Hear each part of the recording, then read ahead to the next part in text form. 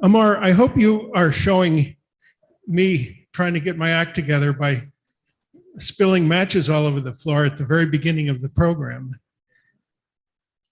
We are so well organized, and we have our act so together that the guy who's supposed to come out in front of the congregation with his fancy vestments is picking stuff up off the floor. It's perfect. Community Church of Boston. Good morning, everybody. My name is Dean, and my favorite thing about this job is being the musical director, because we get to introduce Rod MacDonald in a moment. But first, we're going to light a candle.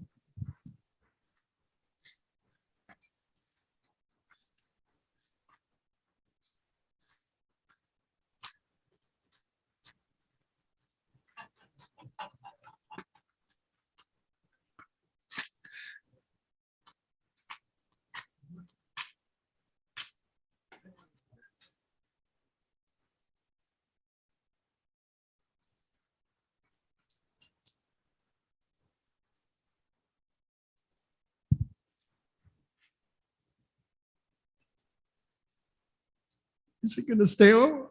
It's a brand new candle. It had a big, long wick to get to the actual content of the wax. There we go. A candle of unity, a candle of strength, a candle of togetherness, a candle of hope. All of those things all together.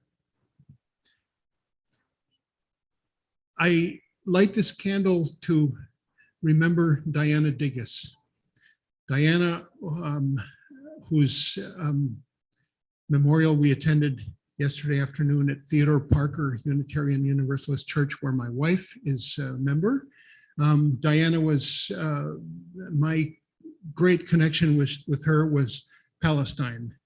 She was an active member and leader of UUs for Justice in the Middle East. And she was at the forefront of every initiative and every meeting and every demonstration that we were involved in. And it was also at the forefront of actions at the General Assembly of the Unitarian Universalist Association to move that sluggish denomination along to do what a bunch of other Protestant denominations have done, which is denounce Israeli apartheid. So this is to remember the beautiful activism and beautiful spirit of Diana Digges. And I have some good news and some bad news. The good news is that the Senate will be held by the Democrats.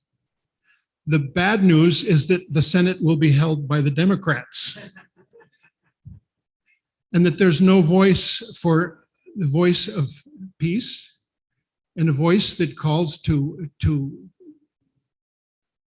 take down the military bases all over the country, to dismantle the industrial military complex.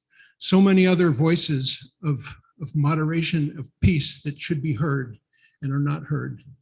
And that's what I have to say about what we just heard about just now. And I'm so glad to introduce our friend in Florida, with whom he and his family just dodged the bullet of a horrible hurricane. And that's Rod MacDonald. I love Ron MacDonald's songs, Rod MacDonald's beautiful voice, and that he's been with us for such a long time, just an incredible stay in the singer-songwriter world, and still a very active road warrior, if you will. And Rod has been with us a number of times remotely. Rod, I hope you will come and present us a physical concert sometime soon, because we will drop everything to host you. Folks, give a warm welcome to Rod MacDonald. Thank you, Dean. Hi, folks. Well, as Dean said, I do live in Florida, and we've had a couple brutal hurricanes this year. Neither of them hit us directly here, but a lot of my friends I live on the Atlantic coast, and a lot of my friends that live on the Gulf Coast were heavily impacted. We did a fundraiser concert for, you may be familiar with our good friend Annie Wentz, who's a percussionist and a world traveler who's actually spent a lot of time down with some of the indigenous people in South and Central America, learning percussion from the real masters.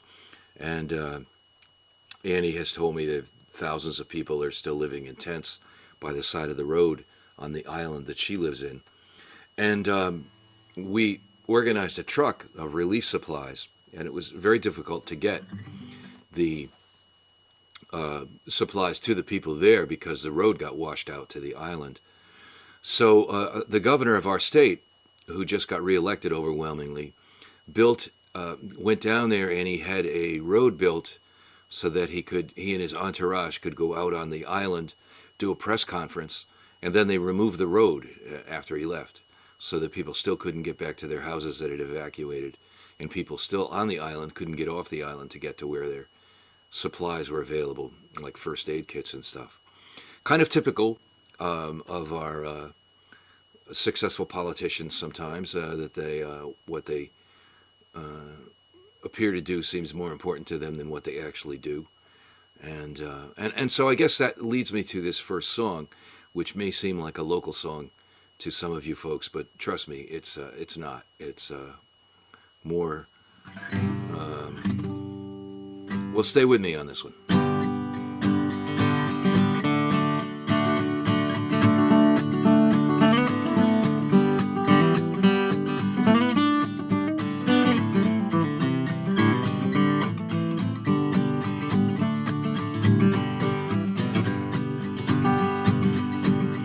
Now, if you know who was governor 100 years ago, he'd have stood up for our freedom, don't you know? You wouldn't have to get vaccinated, and let me just say, it's a shame we don't have smallpox today. It's a shame we don't have smallpox today. There was no one with the courage to stand in the way when they all got vaccinated and the disease went away. Well, it's a shame we don't have smallpox today.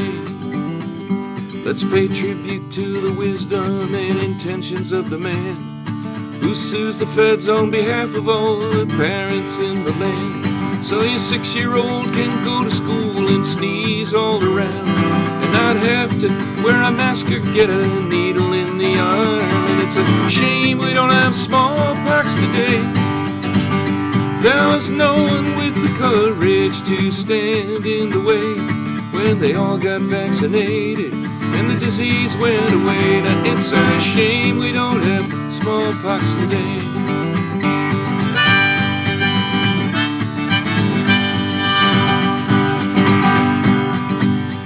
Now the governor stands for freedom, we can all agree. His freedom to tell the schools they can't teach what they please. His freedom to tell employers they can't protect their employees, to protect their own workplace from infectious disease. Or his freedom to tell the health department they can't count the dead. Or his freedom to name a health director who's out of his head. Or his freedom to tell the voters all the ways their votes are gone. His freedom to tell women their bodies aren't their own. Or his freedom to tell the cities they can't have their own laws. His freedom to tell the legislature the maps they can't draw, lest they guarantee him victory, and just in case that smells, his freedom to fire everyone and count the votes himself. And it's a shame we don't have smallpox today. There, you can have our governor, he's coming your way. He's running for president, and you better not say gay. It's a shame we don't have smallpox today. Yeah, he's running for president, and you better not say gay. It's a shame we don't have smallpox today.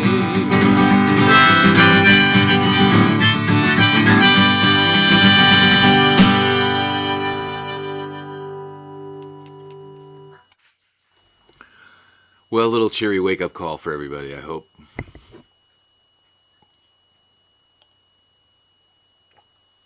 Anybody out there? We're here. Thank you, Rod. I've got to say that out of all the really bad derogatory nicknames that the former president gave, I think my favorite is sanctimonious. De-sanctimonious. De-sanctimonious, yes. Yes. That's a good one. Well, Anyway. I think that today's topic and that song are much more related than it might seem on the surface, because one of the things that, of course, propaganda historically has been one of the things that they've done in propaganda has been to accuse people of the very thing that they're doing themselves, and to say, we're doing this when they're really twisting the meaning of words. For example, our governor is one of his big platform planks is he stands for parental rights. But of course, what he means by parental rights is the rights of white parents to prevent their kids from learning any black history, or the rights of parents of trans kids to have their kids have any access to medical care, that kind of stuff. It's so much of it is a big lie. So I just wanted, that's actually a brand new song, and I just wanted to give everybody a heads up out there what's coming your way.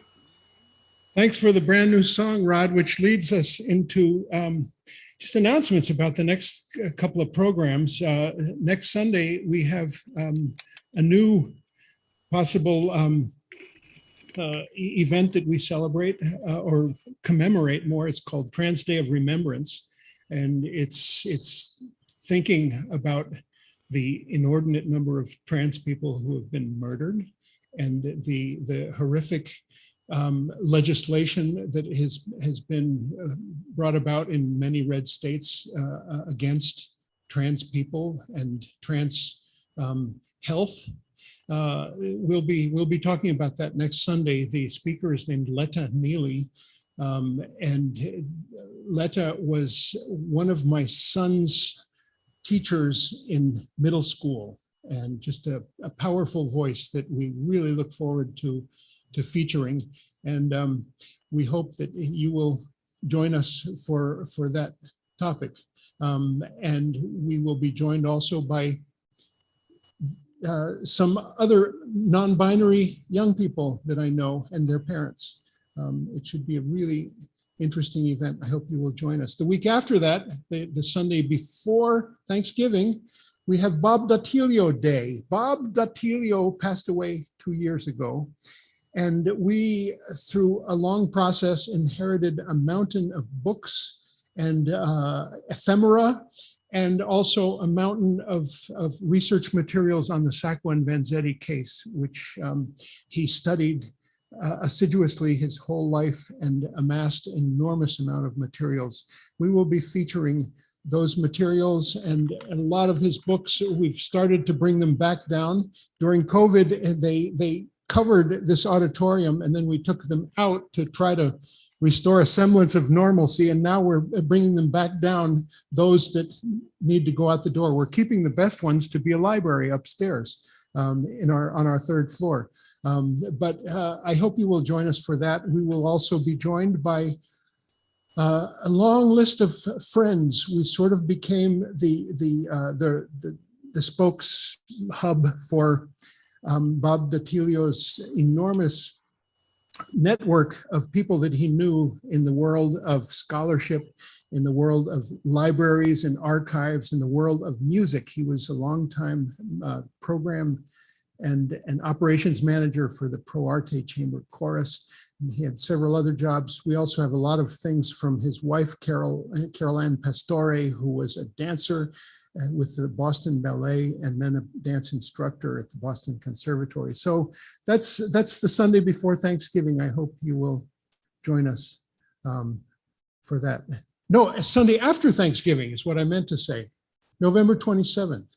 And I want to tell you about one more event that it's like so exciting and so unannounced so far that I just can't restrain myself.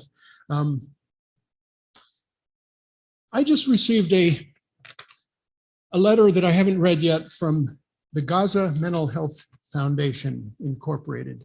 Nancy Murray, the wonderful activist who is the moving force behind the Gaza Mental Health Foundation, wrote this, and I show it to you because the way the US government could construe this is that Nancy Murray is a terrorist because she's providing something that frees up money for Hamas. And that's the subject of our Sacco and Vanzetti Award for 2022. It goes to the Holy Land Foundation. And the amazing thing is that most people don't know about the Holy Land Foundation, but it has incredible connection to the Sacco and Vanzetti case. It's immigrants scapegoated and persecuted in the aftermath of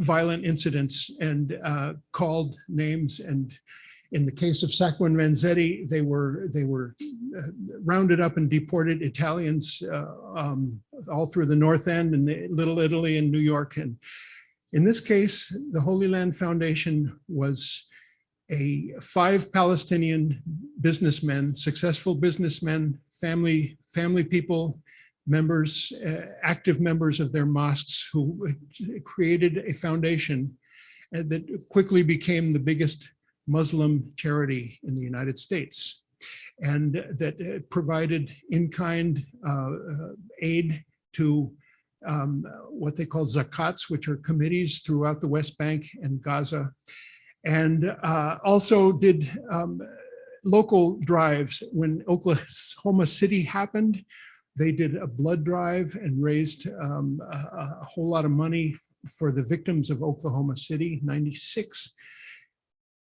And then 9/11 happened, and John Ashcroft, remember? Needed some scapegoat victims. Big announcements were made about these indictments and charges of terrorists. The Holy Land Foundation was one of them. The foundation was closed, and a few weeks later, all of the men's homes were raided by the FBI early in the morning. And in front of their young children and their wives, these men were arrested and taken away, and soon after that were tried. And there was first a mistrial, and then there was another trial, and they were convicted, and some of them are serving long sentences in federal prison. We will be hearing from members of these families, daughters who have been so affected by that event, strong, powerful, bold daughters. We will hear hopefully from one of the members who has been released, if parole allows him to come. And we will also hear from Miko Peled. Miko wrote a book that's called Injustice, and it's about this case, and it is what got us really going on giving the foundation this award, and got us seeing what a parallel it is to the Sacco and Vanzetti case. And there's only one difference. Sacco and Vanzetti, in the short 7 years that they were from when they were arrested to when they were executed, became an enormous worldwide cause. There were enormous demonstrations to save Sacco and Vanzetti throughout the world, Tokyo, Beijing, all over Europe.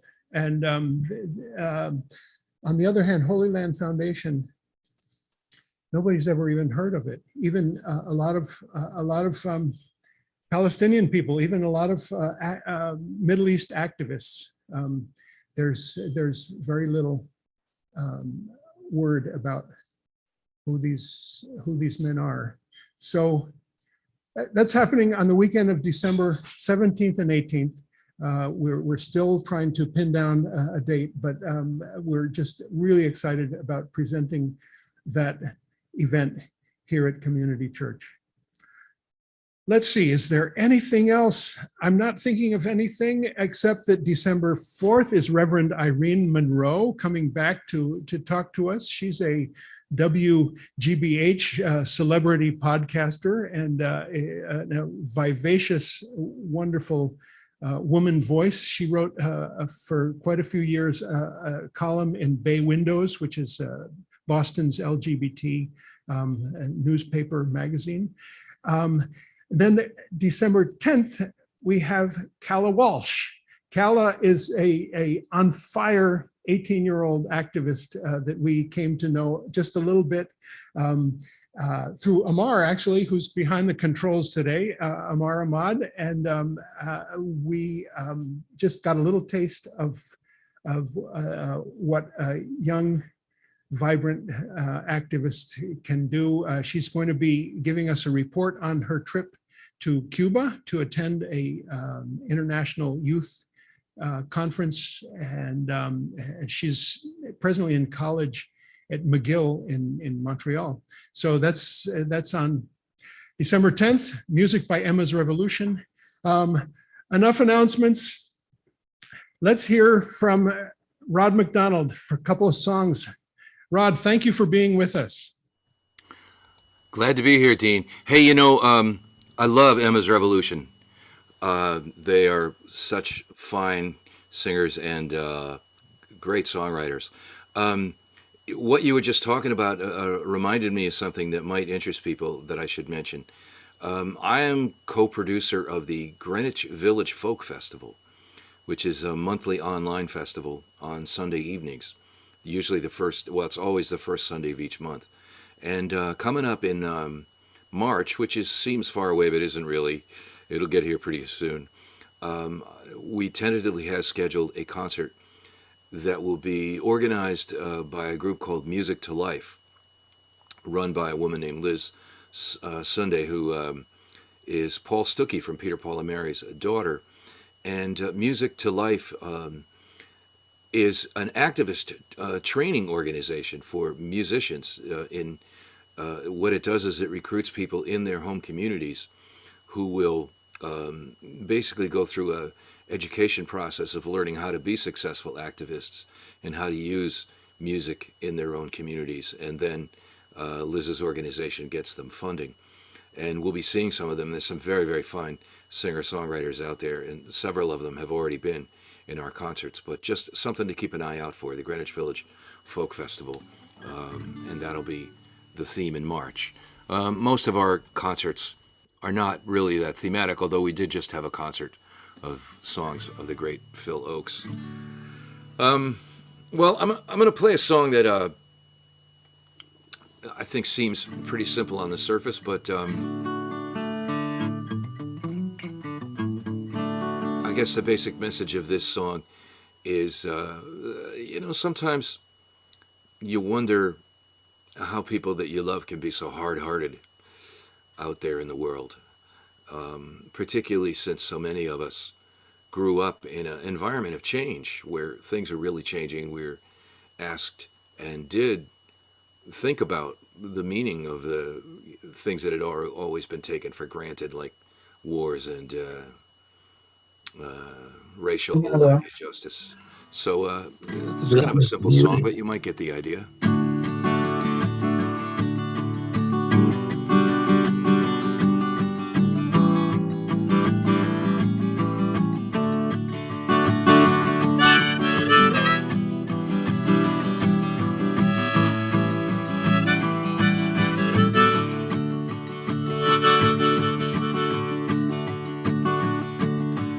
I am not you, I am me. You are not me, you are you. Is there a we in there? I'd like to know, so I can have some idea where this can go. I remember when you were just like me. We thought we were so wild and free. Now here we are, surrounded by all this noise. what happened to you? Hey, what happened to me? Well, I am you as you are me, as you are we, as we are all together. The Beatles said that, and no doubt it's true.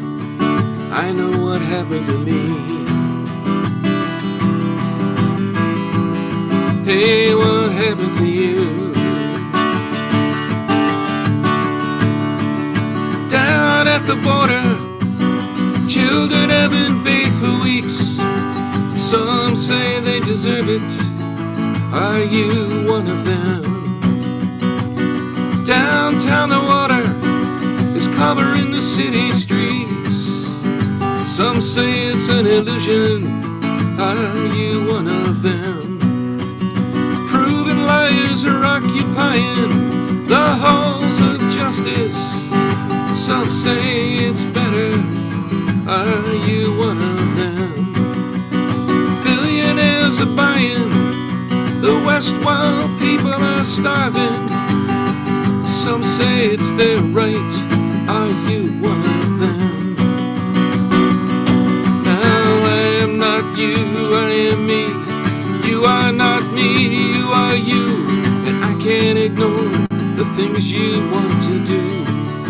I know what's happened to me. Hey, what's happened to you?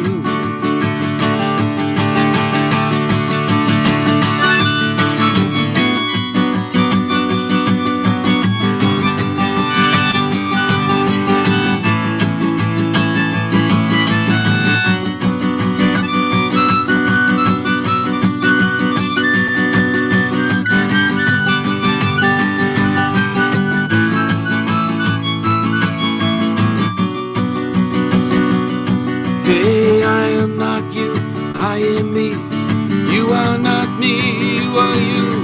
And I can't ignore the things you want to do. I know what's happened to me. But hey, what happened to you? I know what's happened to me.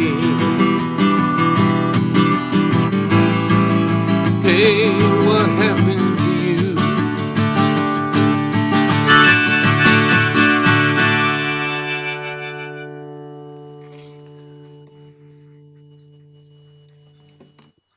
Well, probably don't need to explain that song very much, do I?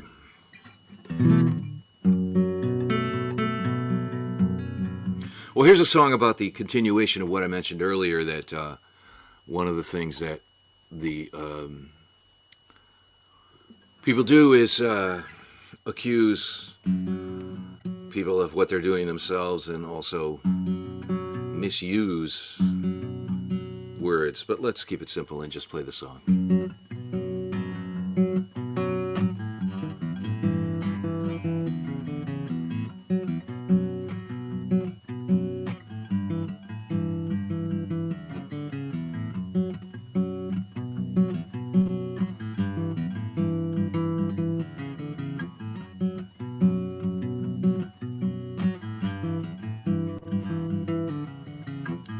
How about it, America?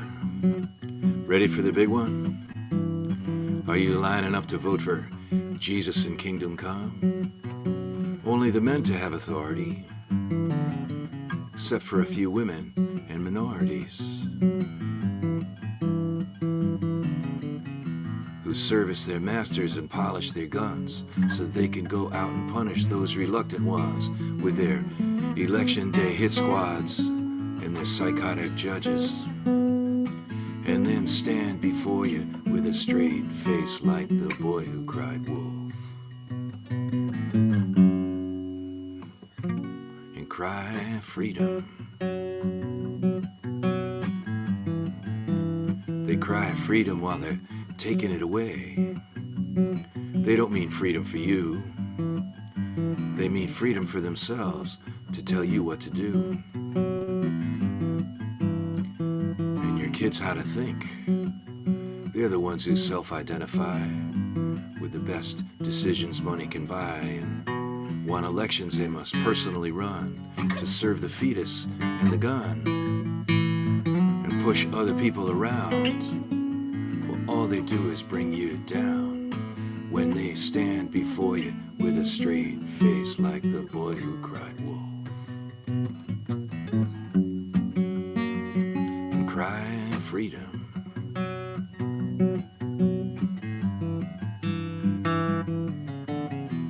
So cry freedom on election day. Cry freedom, make them all go away. Cry freedom, everybody please, cry freedom.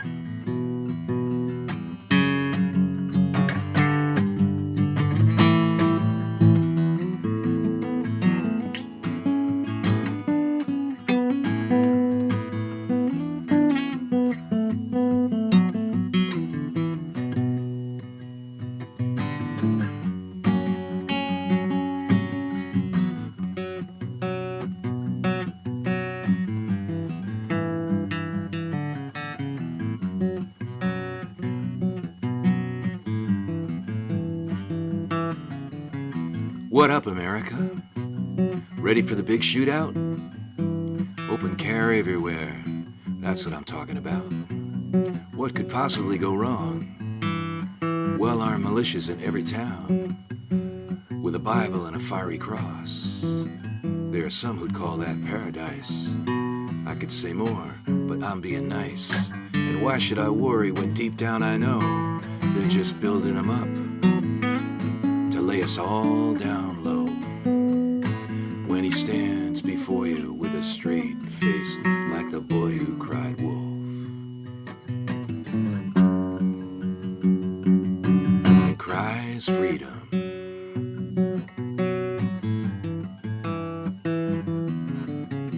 So cry freedom on election day. Cry freedom, make them all go away. Cry freedom, that's the plan. Cry freedom, take a stand. Cry freedom while you still can.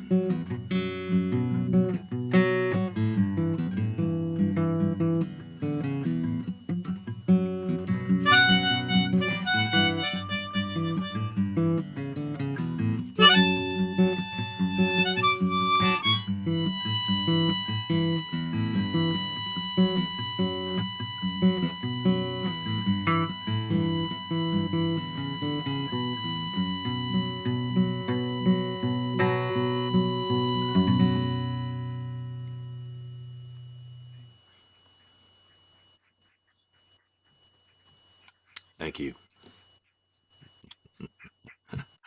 I see hands.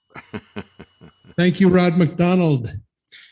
Thank you. Beautiful songs. We are still in the learning curve of figuring out how to really do hybrid events well and with elegance, grace, and style. That is physical people in the audience.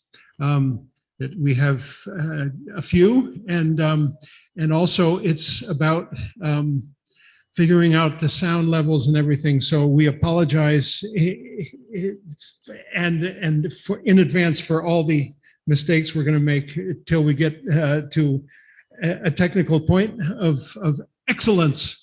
And we're going to get there. And to that purpose, we have just joined Boston Neighborhood Network, which is Boston's cable access channel.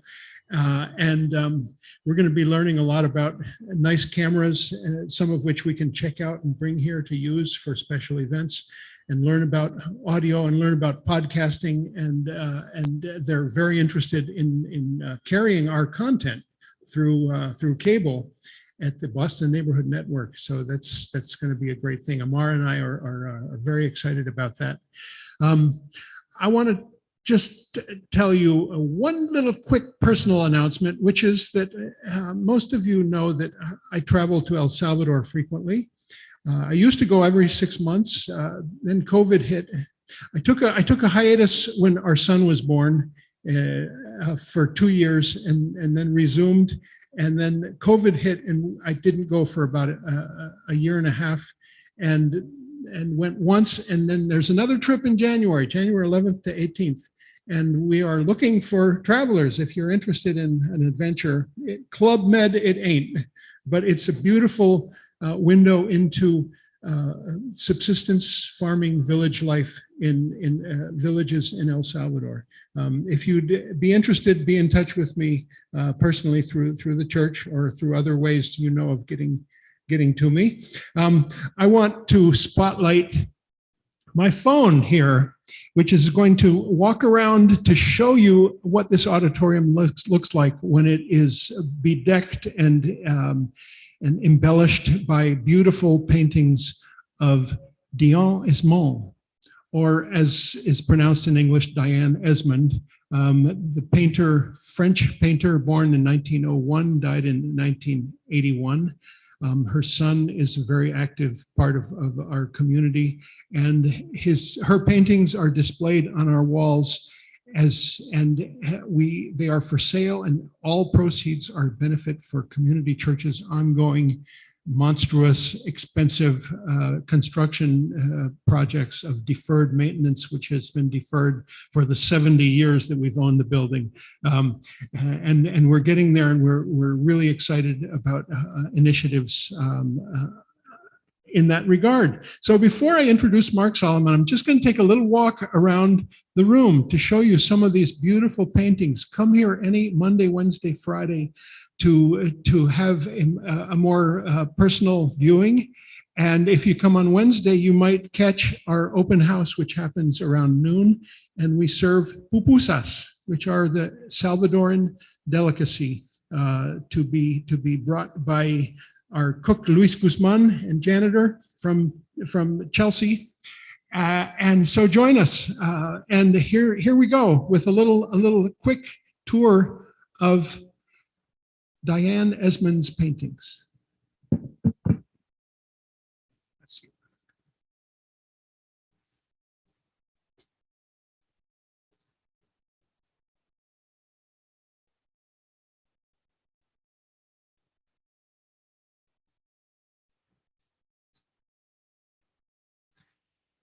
These are the ones on the back here that were confiscated by the Nazis during World War II,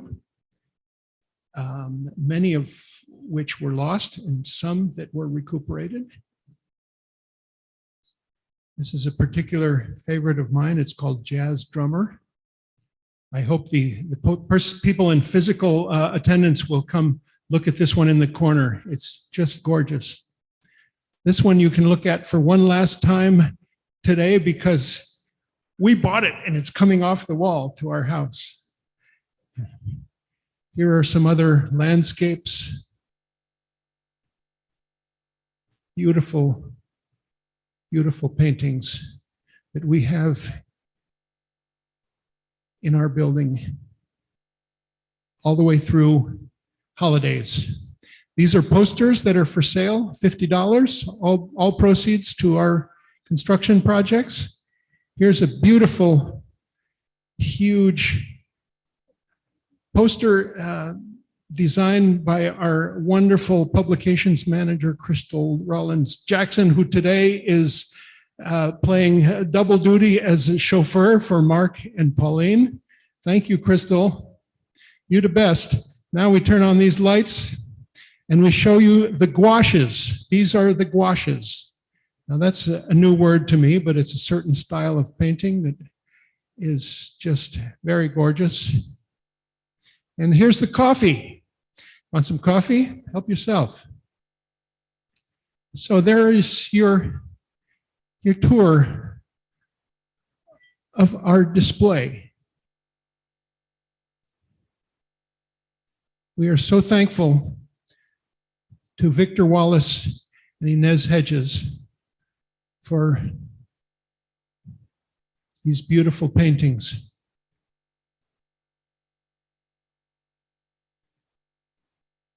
Now I can leave the meeting.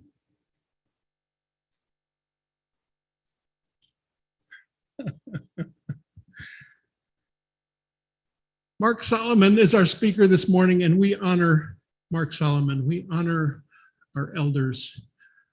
I was going to go up in the archives and find the book that we've compiled that has a listing of all of the presentations at Community Church. There's 2 or 3 years missing, but it's basically all there.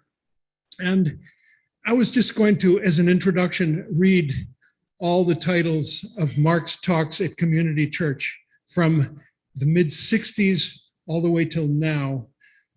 Then I realized that that would be a really, really long introduction.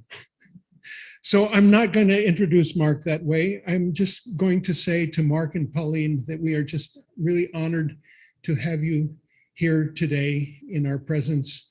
And afterwards, we are going to fete you with a luncheon in your honor that Luis has prepared or is preparing as we speak. This is, we said we were, if you listen to the news, you would think this was going to be a post-mortem or a licking of the wounds, but it's a little bit of that, but also not so much of that. And we just really, as we have done before, look forward to hearing Mark's analysis of what just happened. Mark Solomon, thank you for joining us.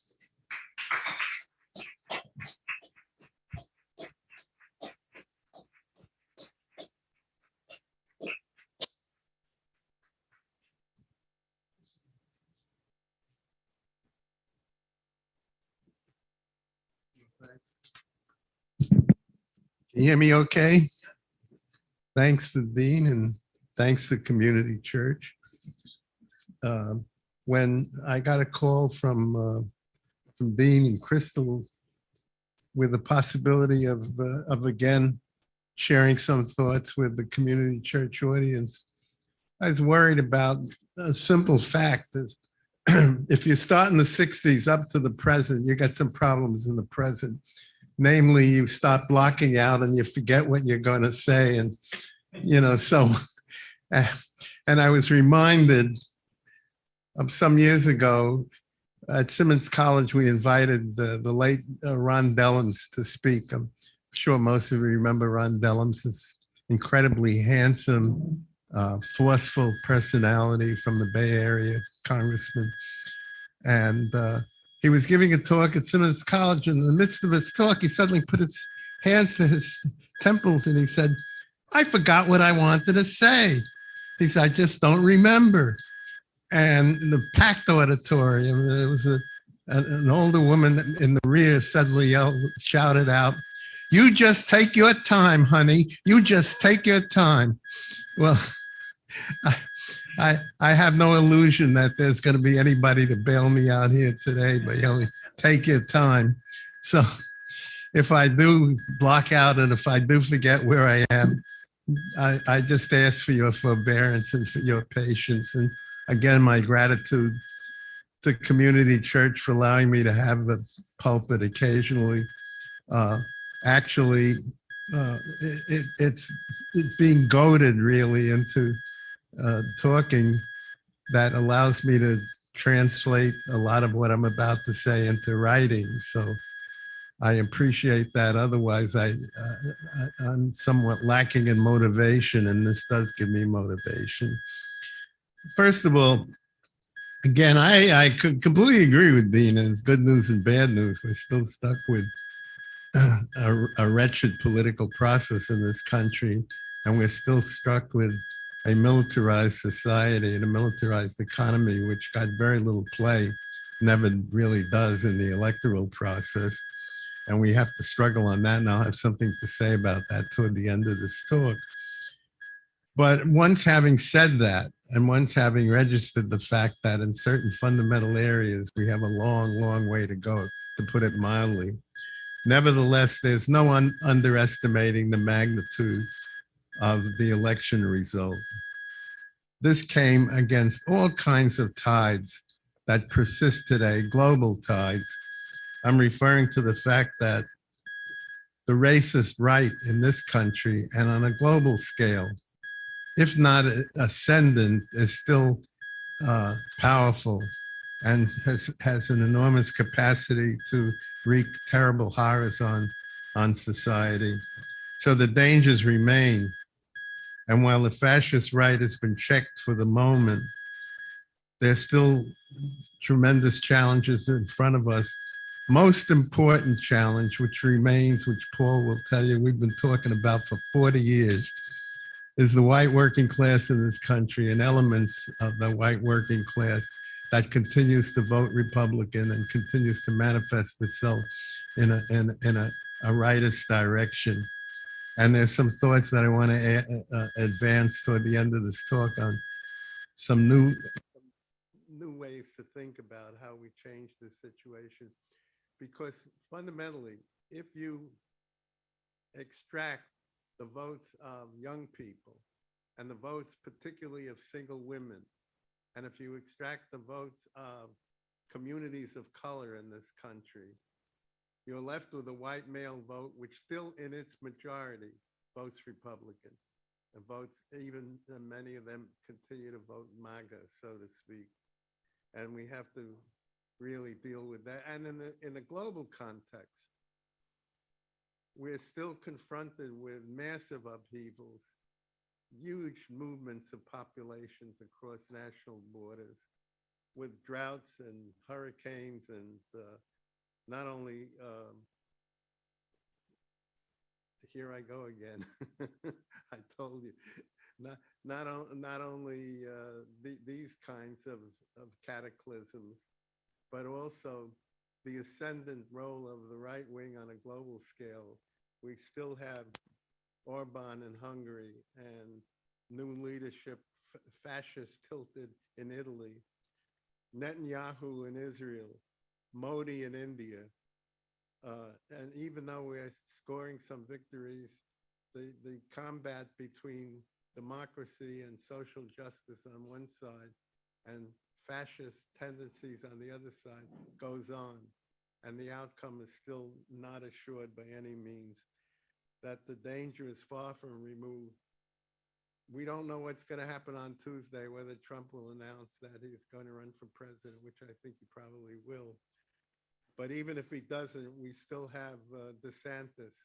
We still have right-wing politicians who can claim a significant political base. And you want me to get in closer?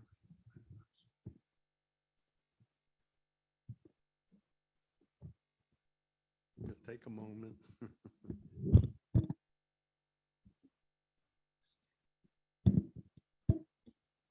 Great. Now I can't read my notes. No, I'm just kidding. I'm just kidding. It's fine. It's perfect. So with the ecological crisis, with the continuing reverberations of the pandemic, of massive continuing polarization of wealth and poverty on a global scale, as I mentioned before, the movement of populations over national borders, seeking survival, we still have these challenges that we have to contend with. As a matter of fact, for a long period, and I was part of this, we had posited the concept of a transnational ruling class, of a global system in which would be characterized by integrated markets, excuse me, and free trade. And that has come crashing down. The essence of U.S. foreign policy remains manifested in both dramatically in hundreds and hundreds of military bases around the world, in the continuing modernization of thermonuclear weapons, threats now, new emerging threats against China particularly, and to a lesser extent against Russia. So that Michael Hudson, who is perhaps the leading authority, a leading political economist of globalization, has recently simply declared that the notion of globalization in the midst of a constricting, stagnating global economy is no longer valid.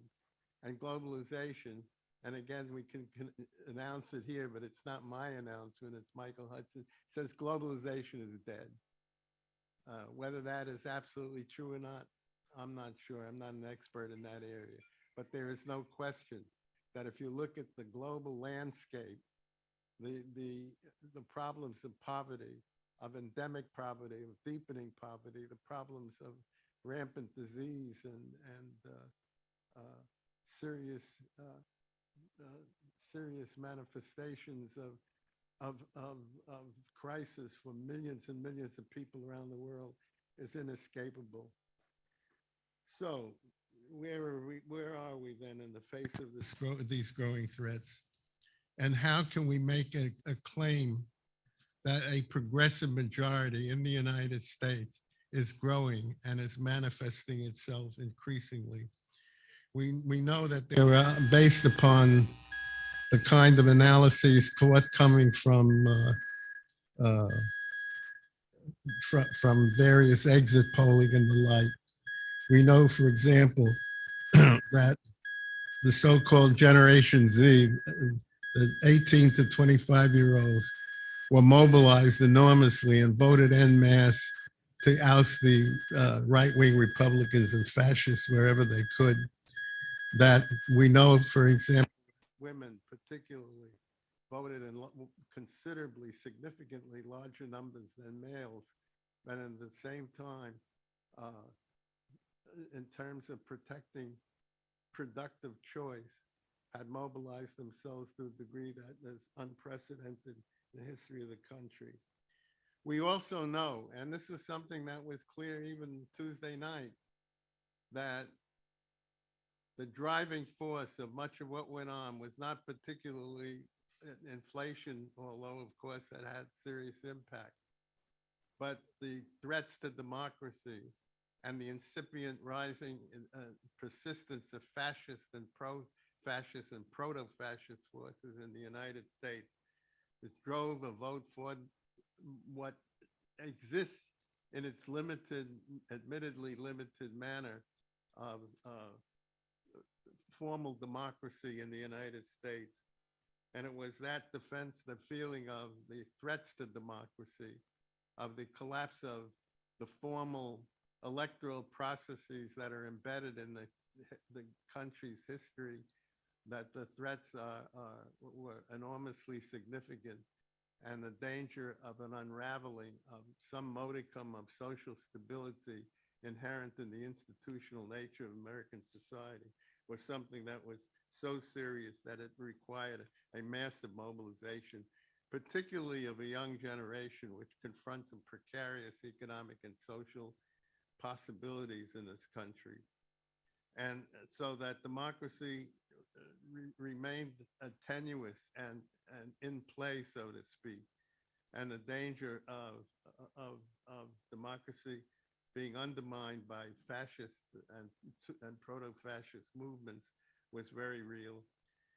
The one major thing in this election campaign, which persists and led to some unfortunate results in the midst of a generally triumphal, if I could use that word, registering of democratic forces in this country, and that is the role of money, which brought down, unfortunately, incredibly attractive candidates that, for major national office, like Mandela Barnes in Wisconsin is a perfect example of that, or Beasley, the former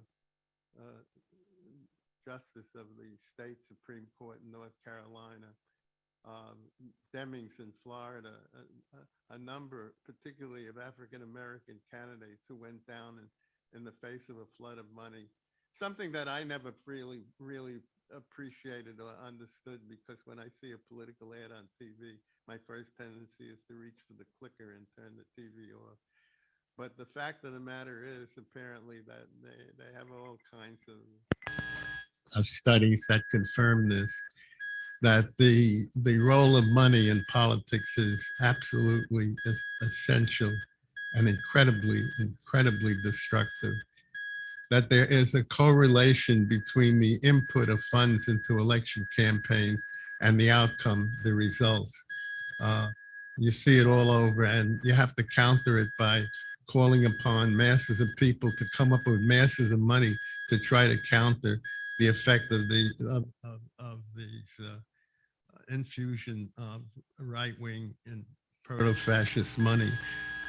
There's a problem here that is of such a magnitude that it's almost indescribable.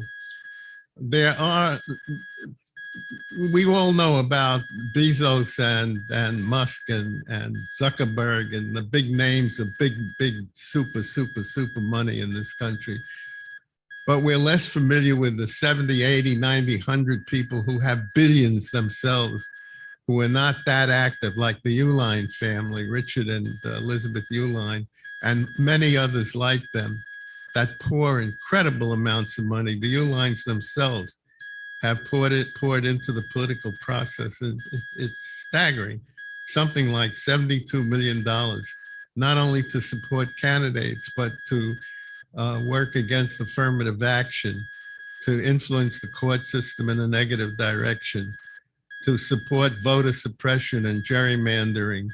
And what is so essential in this, which runs through the whole gamut of right-wing movements in this country, is a sense of tectonic shift in the population, particularly in the United States, with the emergence of people of color and of women and of young people and of new constituencies to majority position, particularly people of color, so that it becomes essential from their point of view to play in a negative and destructive sense the so-called race card, which has manifested itself in a number of different ways during this election campaign, using issues like crime, using immigration, using the so-called threat of, dog whistles regarding things like cultural issues such as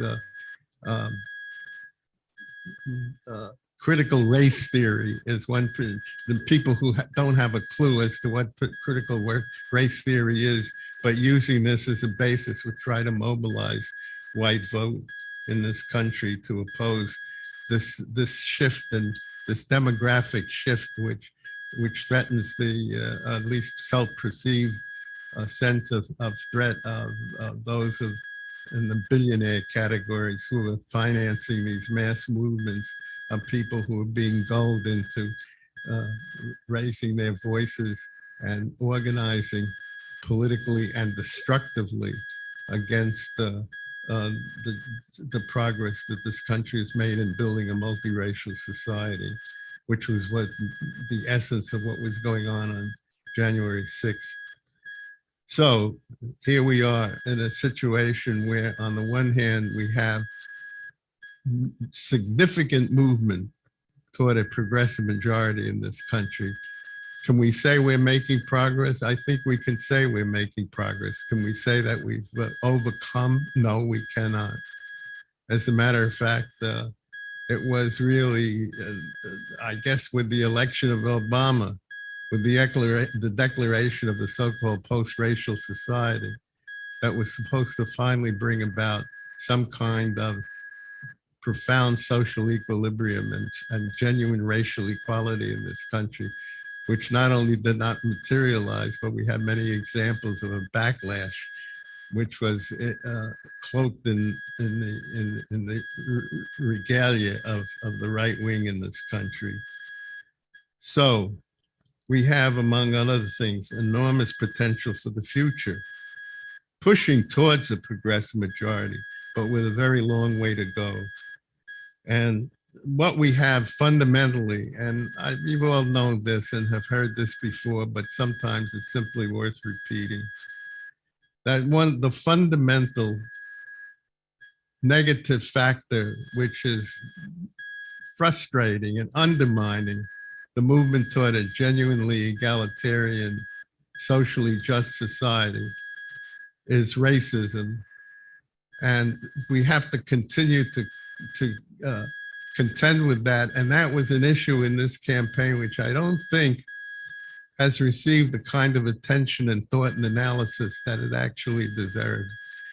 But if you look back, the whole history of racial conflict in this society and the way it played out in terms of frustrating and undermining the possibilities of progress. You go back all the way to the 17th century, to the idea of what Dr. W.B. Du Bois called the wages of whiteness, of creating a situation in which you declare, quote, this is a white man's, and I underscore the word man's, a white man's country. And it's a country in which people of color serve no role other than to be vessels of super profits for those who control the economy. So that historic role of racism has been diminished in some ways, but nevertheless is static and persists to this very day.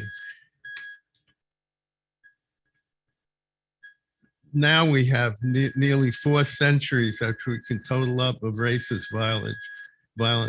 Of over the centuries, thousands lynched, major violence against communities of color, manifested in a number of major outbreaks that are finally beginning to receive publicity, such as Tulsa in 1921, for example, that we have this particular manifestation of violence, which is striking in terms of the current political situation. Symbolically, the hammering of Paul Pelosi, Nancy Pelosi's husband, is just one small indication of the kind of trend that does exist of people who work in polling stations, for example, receiving the most vile and despicable threats upon the lives, their own lives and the lives of their families.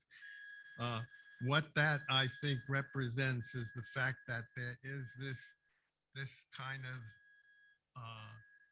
dread of a significant demographic change in American society, in which white so-called do not constitute any longer any kind of political majority, and form the foundation really of a multiracial progressive majority. One of the, and I want to kind of move toward a conclusion with this and keep it brief so that we'll have plenty of opportunity to contest some ideas and to talk a bit more. When one looks at the dynamics of racial justice, and one looks at the situation, even at the outcome of last Tuesday's election, that white males still voted in a distinct large majority for Make America Great Again, for the Trump phenomenon. We have to come to grips with how to deal with this. And the one aspect, I think, which is critically important, is the resurgence of the labor movement in this country. And we got a long way to go with that also. But study after study after study demonstrates that when labor makes advances, there's a diminishing of racism, of the shifting of consciousness toward the real enemies, toward corporate power in this country, represents something that is of a profound importance. And building the labor movement, taking advantage of the limited space provided by the Biden administration for a National Labor Relations Board, which is sympathetic toward organizing. This is a propitious moment, especially after Tuesday's result, for progressives in this country to throw more and more resources into the process of building labor organizations. To the extent, for instance, that you could make advances, even though the advances are really minimal in terms of the size of the Amazon operation in this country, or the Starbucks barista situation. Nevertheless, it represents the breakthroughs that we're experiencing in these areas in an increasingly service-oriented economy, provides, I think, some kind of a foundation for finally tackling and undermining this kind of racist madness that continues to grip large sections of the white working class in this country. And we have to, of course, take note of the fact that among that white working class, I don't mean to give the impression that that racism is totally ascendant or is totally in control of the political dialogue. Far from it, but nevertheless is still a very vital factor which can be combated by labor. And I would argue that it's those progressive forces in the United States which have been on the outside of the labor movement, or have been sympathetic but not engaged, or to begin to figure out ways of a deeper, more lasting engagement, so that those who are concerned with issues of reproductive choice, issues of the economy, of the polarization of wealth and poverty, of the costs, of the debt and the costs of education, all these issues, if they could begin to come together to concentrate their enemies on giving material and visible support to the labor movement in this country, we will have made significant progress in the struggle against racism. Finally, transforming the consciousness of large segments of the white working population toward who the real enemies are, the corporate enemies who have denied them increasingly economic survival and any kind of a viable quality of life. So here we are then, with a broad base for building something new, of representing, of recognizing in the election campaign the possibilities, for instance, among the young people. I think for the last 5 or 10 years, we've taken note of the fact that so-called Generation Z, those in the 18 to 25-year-old category, are in incredibly precarious condition. The possibilities of viable, satisfying, secure employment are diminishing rapidly in this country as we're increasingly gripped by robotics, by the diminishing of the active viable workforce in this country, so that that this particular group of young people is confronted with survival issues, the extent to which have not been faced by other generations. And some of us already recognized some years ago that this rising generation, confronted with issues and problems, particularly with the polarization of wealth and poverty in this country, that will compel them into more visionary, more radical positions. I would argue, and again, you can't prove, this is hard to prove, admittedly, but if you look at the election result from last Tuesday, a number of experts, so-called, have pointed out to the issue of democracy being more of greater importance than had been formally ascribed to.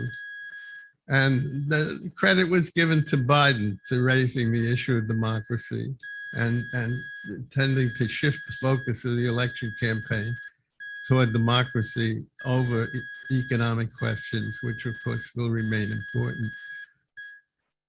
But I think there's something missing in this analysis. There's something with this generation, given the urgency of what they confront in terms of the possibility of a barren, incredibly hostile future.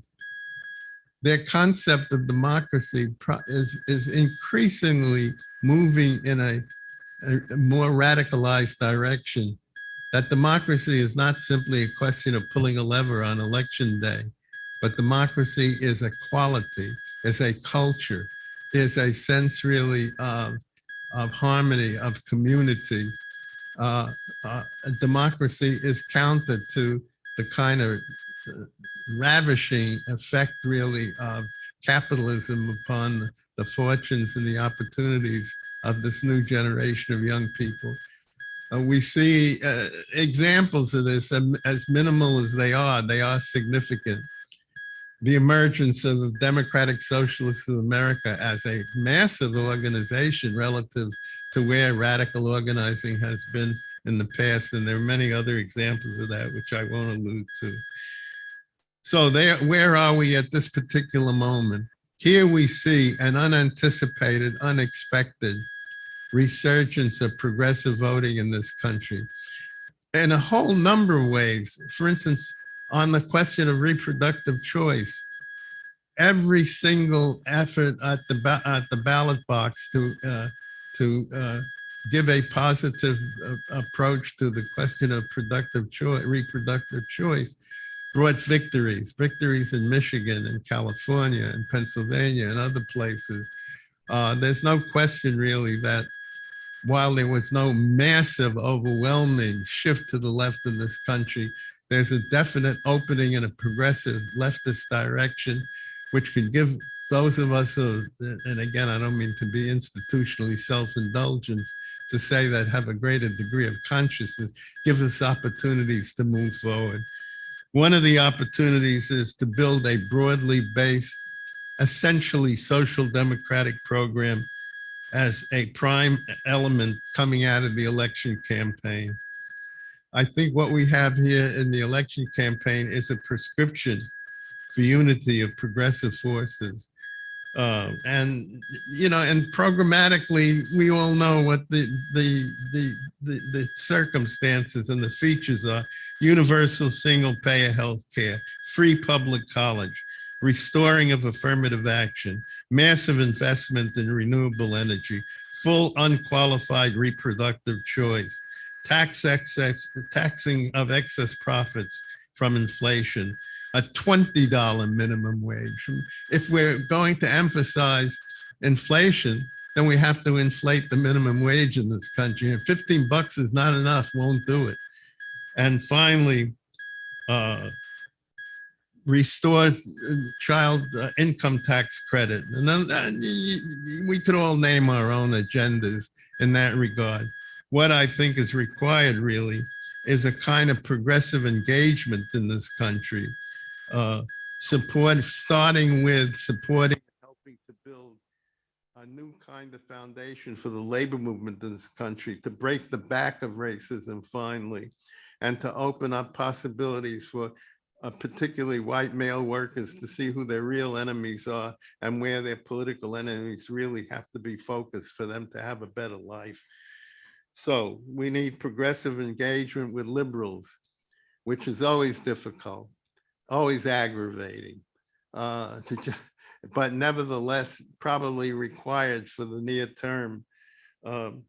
We need a challenge, particularly with the liberals, on fundamental issues which have been ignored and have been pushed into the background, particularly this militarized economy, the military-industrial complex, the fact that we're awash in nuclear weapons that are at this very moment being modernized here in the United States, the need for banning nuclear weapons, for nuclear-free zones, for closing foreign military bases, for advancing the concept of common security. All this is required if we were to have any truly transforming political and social and economic environment in this country. They are all keys to sustaining the gains of 2022. Well, what then do we have? And again, there's some thoughts that we can extend on and recognize that our voices may seem minimal, but if you can get ideas radiating out there, starting with community church, starting with mass peace action, starting with all the various organizations that have emerged out of the Bernie Sanders movement, Our Revolution, Indivisible, et cetera, et cetera.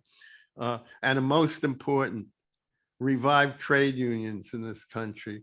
If we can do this, then we can have a number of things seriously under consideration. My agenda, for what it's worth, which not worth much, but it's my agenda. We need another 1 million-person march, because what that does is, first of all, is demonstrate once and for all what Michael Moore was saying the other day. He says he knew we were going to win because we're the majority. We're way more than what was gathered on January 6th in Washington, D.C. for that assault on the Capitol. Way, no comparison. And in terms of the morale and the elan and the consciousness of a movement of its own strength, a million-person march for democracy and economic and social justice should be on our agenda. Secondly, I think we need, and I noticed this group Convergence, which has been thinking in terms of trying to reorient and crystallize a progressive political program, has come out in favor of this. That is creating some kind of national consultative body that would not supersede any organization or any other agenda, but would help organizations come together to establish priorities. You know, what's needed at a given moment. Is it tax policy? Is it student debt? You know, what any particular question that would require the mobilization of forces and the concentration of forces in a certain direction. We don't have that kind of coordination and consultation on the left in this country, and I think it's about time that we had that. Secondly, of course, next one, thirdly, whatever, setting up local centers for training and organizing young people, particularly for intensive grassroots work. One of the things that a number of experts have pointed, experts perhaps in quotes, have pointed out from the election of last Tuesday is those good votes that came sweeping across the country were based largely not on television advertising, although of course that plays an important role, but rather on grassroots organizing of teams going out into neighborhoods and knocking on doors and asking people, what is your major concern? What is your major need? And finding feedback becoming the basis really for organizing. So that grassroots, door-to-door organizing in this country, despite all the advances of this fancy technology that we are enjoying at this very moment, we hope, that would be a basis really for moving ahead. So we need some local, and we need to mobilize young people particularly, but not solely, of course, you know, to get out there and to build these kind of deep, permanent, progressive communities and advancing those progressive values, which are all latent in the thinking of a vast majority of this country, but they have to become manifest. They have to be more demonstrably effective. And that's part of the job of building training centers and organizing centers for people working at the grassroots. Finally, with focus and determination, 2022 and what happened in this election campaign can, but it's not inevitable. It would require consciousness, energy, commitment, embracing a program, etc. But it will mark a new progressive phase of the struggle for justice, democracy, and community. I would end on this note, and I've said this before. If you look at the history of this country, it's a convoluted, contradictory, difficult history. On the one hand, it's a history of a lot of exploitation, of violence, of racism as a fundamental issue that impedes and undermines the ability of the working class in the first place to make progress and to move forward. You have all these factors. You have extreme difficulty in terms of building a kind of permanent, effective, progressive consciousness. After all, you're battling incredibly powerful economic and social forces. I noticed, I saw a photo the other day, which just struck me as so symbolic of what we're having to deal with. A picture in the newspaper of Samuel Alito, who is the arch villain, only perhaps eclipsed by by Clarence Thomas. I don't know, that's an argument we can have. But there was Samuel Alito in a full dress, tuxedo and full dress suit, addressing, with a smirk on his face, not a smile, but a smirk, like saying, here, you may want to preserve abortion, but you've got me to deal with. There was a picture of Alito addressing the Federalist Society the other day, and with all their regalia, with their fancy, their clothing and their bogus kind of ceremonials. But that's what we're dealing with. We're dealing with people from the Supreme Court level through every layer of society that have powerful economic and social forces behind them. And it's not going to be easy to overtake that. We're going to have to figure out a whole lot of things that I haven't even alluded to. For example, what do we do with the Supreme Court? Can we really begin to generate out of the growing strength and self-awareness of a progressive community to talk about expanding the court, of definitely circumscribing and undermining the reactionary majority that existed at this very moment? There are challenges like this today that require not just a lot of thought, but a lot of effective action on a unified basis among progressive communities in the United States. So looking at this, then, you could take some kind of comfort, and I don't know if you would agree with this, but some kind of comfort. If you look at the big sweep of US history, the most striking thing, aside from the fact that the working class in this country, supposedly with a very low level of political consciousness, which may be true, nevertheless, in terms of the expenditure of blood in social struggle to defend its own interests, that history is second to none. That history matches what went on with the Welsh coal miners or the French transportation workers, whatever. Look around the world and you can see a level of raw class consciousness. I say raw because it's not deepened yet to the degree that it is a permanent transforming force in American society. But not only do you have this expenditure of blood, which is, I mean, I'm not trying to celebrate that, but I think that is essential to recognize that there's certain possibilities exist in the society of great importance.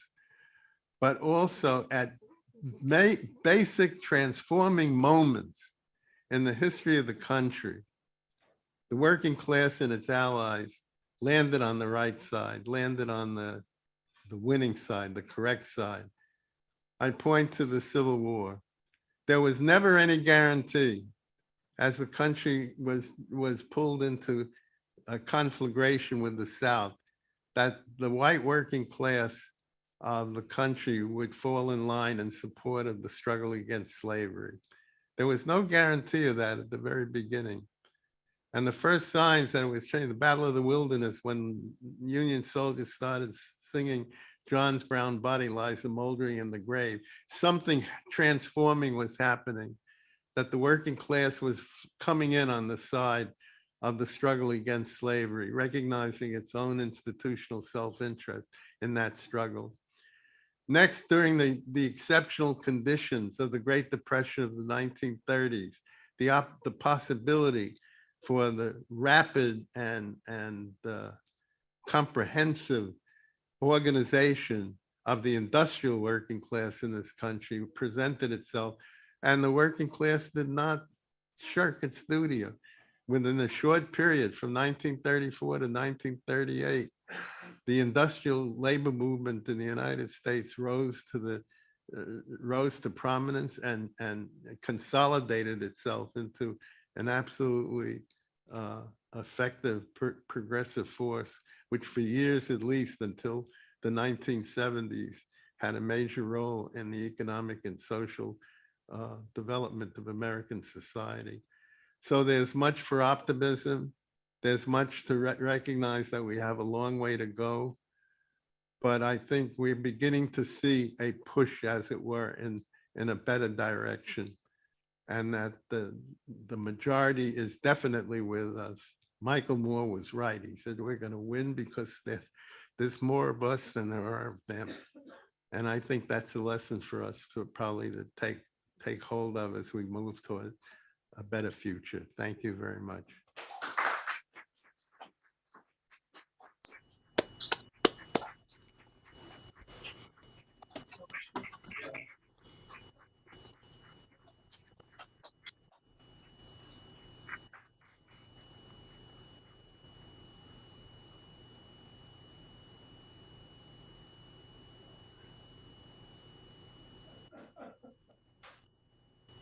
Thank you, Mark. Thank you, Mark. Oops.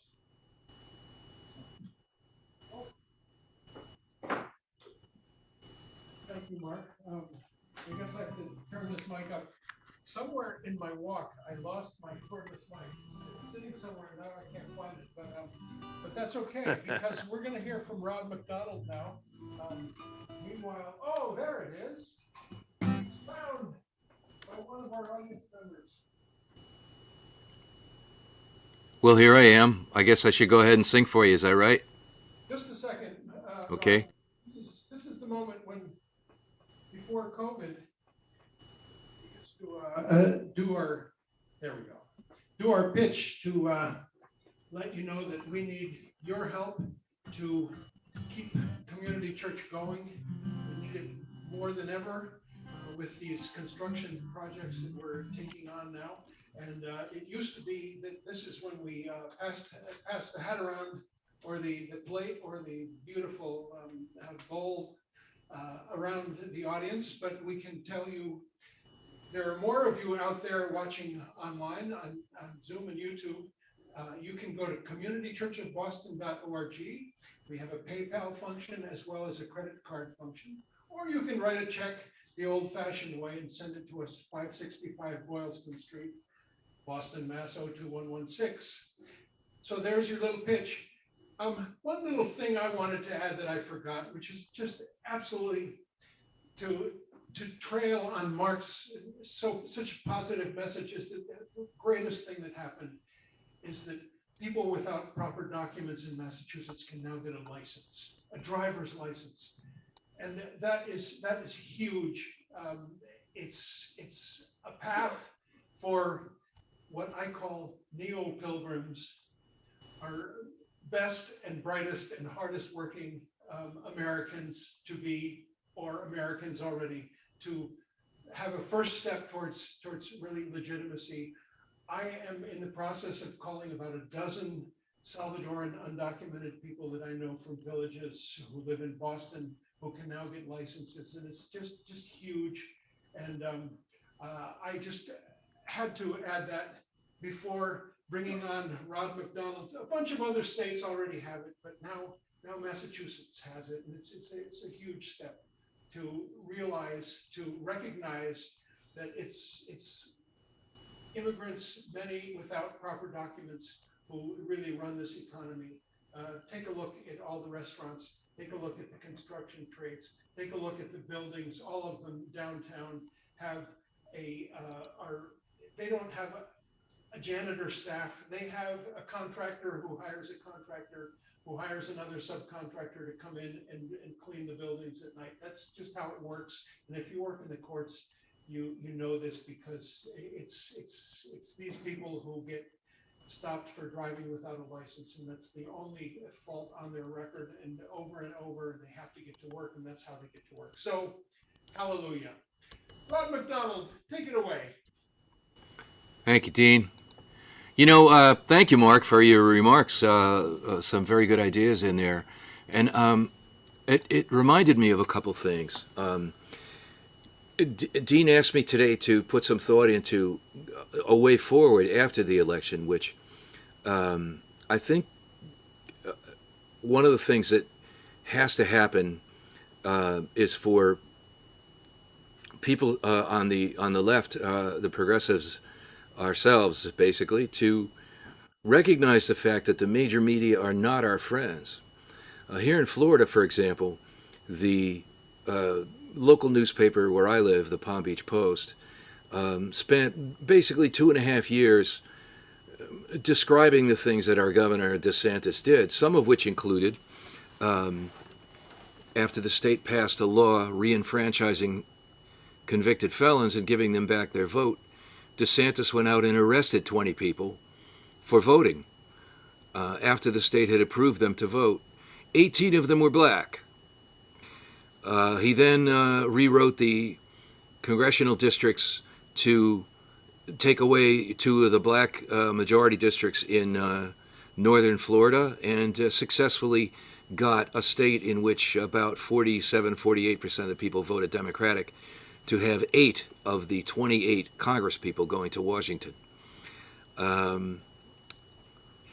And along the way also removed health insurance from anyone who's trans in our state, removed the very valuable program called Kid Care that takes care of school children, declared anybody who wanted to discuss the history of race in America woke, and went around and denounced all those people all over the state. And in his victory speech said, "We won because we stood up to woke people." And you know, DeSantis had $200 million compared to his opponent, who had about 20. And as a result, the media in Florida totally shut down and never asked any questions about any of this stuff. Never said, "Hey, Ron, are you a racist?" Which it clearly is. "Hey, Ron, are you, or hey, Marco Rubio, how about that $7 million you've gotten from the NRA to vote against any reasonable legislation for gun control?" Nobody ever asks these questions. And so I think that to be successful going forward, the progressive movement has to do what really did happen in the 1960s, in which people said, well, look, you're either in favor of freedom, for civil rights freedoms for people, or you're not, you know, and we know what that means if you're not. Saying that, oh, we need to go slow, we need to be careful. None of that stuff cuts it. It has to happen. And so I think that, for example, I got the title of this song from the very fact that our governor here in Florida passed a law that's going to get passed all over the country. Guys like Abbott in Texas, they're all going to love this law. It makes it illegal for anyone in school, a school teacher, to mention race theory or transgender sexual options. And if a kid in school asks, hey, teach, what's going on with transgender, and that kid is under 18, and the teacher says, well, let me tell you about that. Here's what it means. Parents can now go out and privately sue the school teachers themselves, not the school system, but the school teachers.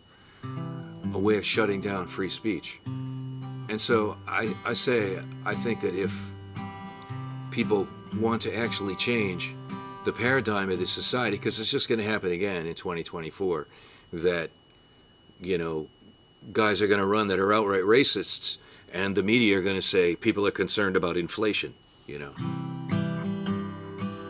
So here we go. Please don't let me make you uncomfortable by mentioning slavery, Jim Crow, Ku Klux, Memphis, segregation and private prisons, James Meredith and John Lewis, though they're all real, but please don't let me make you uncomfortable by recognizing gay men and lesbian women, transgender, bisexual humans, non-binary and transsexual persons are all around, and that makes you uncomfortable. It must be pounding in your head. You want to pass a law to silence it. Why don't you free your mind instead? Please let me make you uncomfortable When I say socialism, free choice feminism, immigration and environmentalism are preferable to me to religious fascism and white supremacy, and that is gonna make you uncomfortable. It must be pounding in your head. You want to pass a law to silence me. Why don't you free your mind instead? Please, let me make you uncomfortable by pointing out people don't want what you're selling. They aren't afraid that society's changing. People of different faiths and races are learning to get along, and so I say,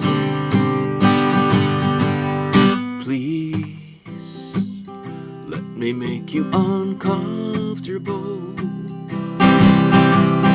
Please let me make you uncomfortable.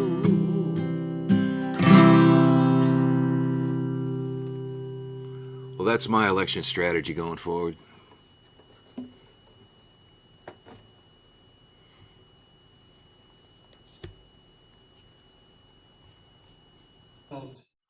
Thank you. Another astute political voice, in addition to that of Mark Solomon, with us this morning. Can I add something to something Mark said?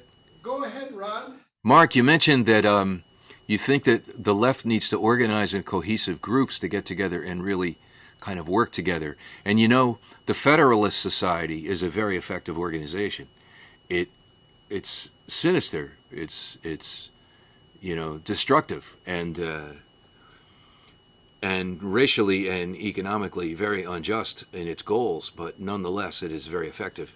And there's a moral to be gained from seeing that I think some sort of organizational structure among the left that would groom people to, teach people the effective means of political awareness going forward, and then get those people into positions of power. That's what the Federalist Society has done. All these guys like Brett Kavanaugh, they're all educated by the Federalist Society to be who they are. And once they get put in positions of power, you really can't expect them to be anything but who they're trained to be. And I do think that we need to do the same thing and be better at it. That's my comment. Thank you, Rod. We need our own unfederalist society, is that right? Well, Mark mentioned this actually, and I think he's right. I just wanted to second what he said. Well, what I know we need, that Mark mentioned, is centers for grassroots organizing. And I hope that's what community church is and will be in a more effective way in years to come. We have an incredible resource here, which is a very centrally located, beautiful space, and more space in other parts of the building for organizing. And that's the goal, and among other goals as well. But this is our time for Q&A. Maybe if you're on the Zoom, of which there are over 20 of you, or the YouTube, Amar will keep track of the questions, and we will have them read to Mark. Or if you are here in the audience, we can bring you the cordless mic, and I can even take my camera and show you on the screen. Can you believe that? We're a crack tech team here. Me and Amar and Charlie, who I want to acknowledge, we're either crack tech team or the Three Stooges. We're not quite sure which. But anybody in the audience with a question or a comment? Thanks. Hi there, Mark, and thank you for a very thought-provoking talk. There's so much that to say, to sort of reinforce so much of the wisdom you provided to us. The part about the working class to me is maybe the most important thing that we have to grapple with somehow. Because like in 1934, before the growth of the CIO, the American working class has been hammered. It's been beaten down. I think it now, the organized section of it represents something like 7% of the private industry, a little more in the public side.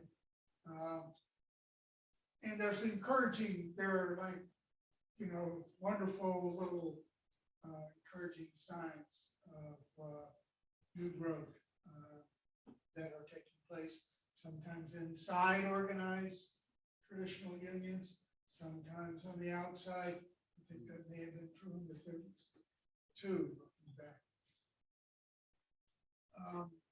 But it's very important that we try to involve them in whatever organizing efforts we undertake in any way that we can in these new groups that might cross issues. Whatever, we have to always keep a focus on trying to involve labor. And I think this November, later this month, there will be a chance for us to make some connections, possibly. The railroad workers were a relatively small but very powerful section of the working class, highly organized. They have their own labor laws written to try to tie them in straitjackets so that they can't really use their power that effectively. But they've gone through all the steps now. President Biden offered sort of compromise in the negotiations that stopped any direct action before the election, but that compromise has been rejected by a number of the national unions that make it up. And a nationwide strike of the railroad workers is again a possibility end of November moving into December.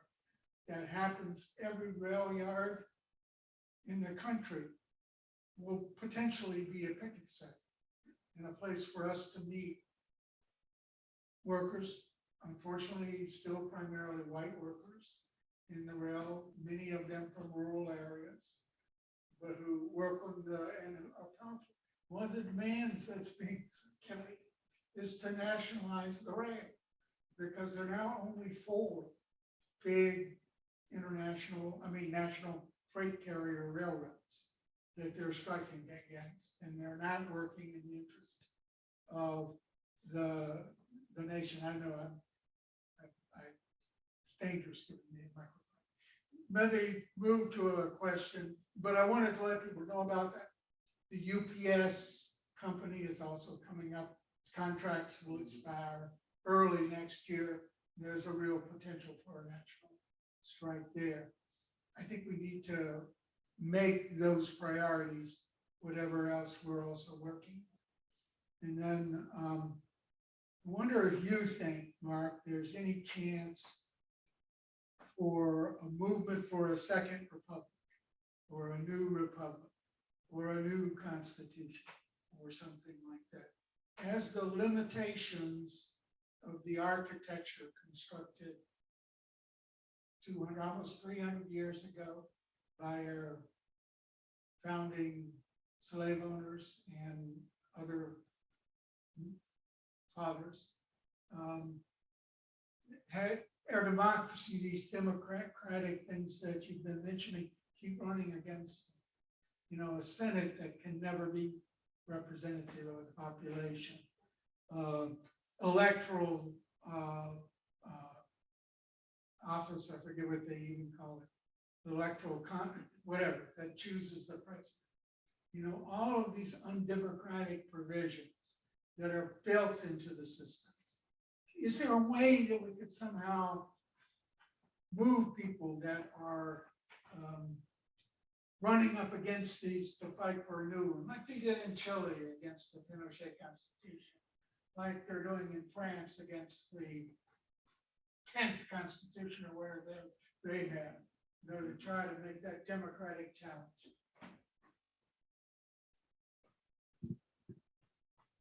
The creaking bones, so you want me to remain Like your seated. Constitution. Oh, John, I agree with you.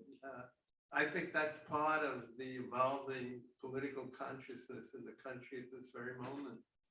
I noticed, for instance, you look at the statements of various organizations regarding a number of issues and the like. The most striking thing is, first of all, there's a simple correlation that seems to exist in a growing amount on the left, namely the relationship between socialism and democracy. Talking openly and candidly about socialism as an alternative, a required and desperately needed alternative to a failing political system that we have right now. That concept is growing. It's still very much a minority concept, but I think the points that you make are absolutely valid. What's going on is we're stuck, we're hobbled by a political system in which gerrymandering is dominant, where the Electoral College is tilted toward the rich, the wealthy, and the powerful, where we're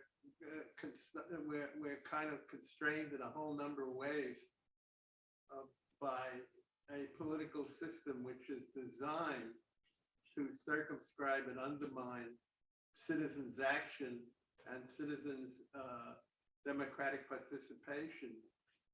How that will lead, it's going to go somewhere, you know, because we're not going to be able to stay like this. I'm on the board of the Campaign for Peace and Disarmament and Common Security.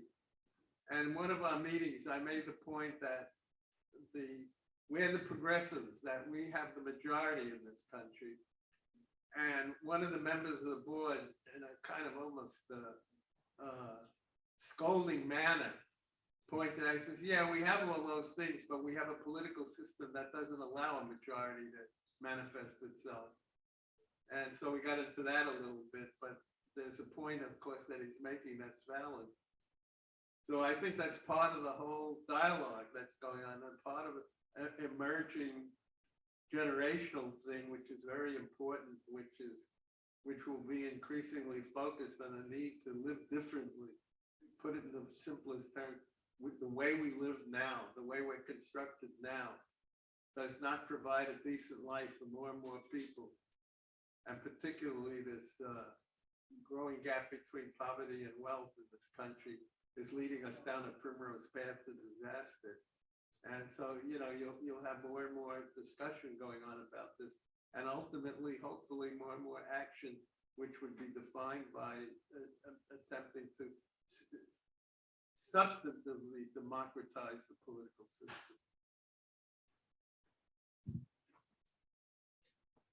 We have a question from a Zoomster or YouTuber. Cole, do you want to unmute?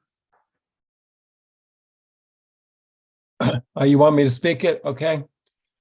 Hi, Mark. My question is, what about the relationship between the progressives and the corporate centrists within the Democratic Party? Even though the progressives' stand on foreign policy has been extremely disappointing of late, they still represent an alternative, or do they? And how was this balance affected by the election campaign and the results? Well, I'm not sure that I caught it all. The balance of power between progressives and centrists within the Democratic Party. Yeah, right. No, that's a really good question. And I just kind of touched too lightly on it in my talk.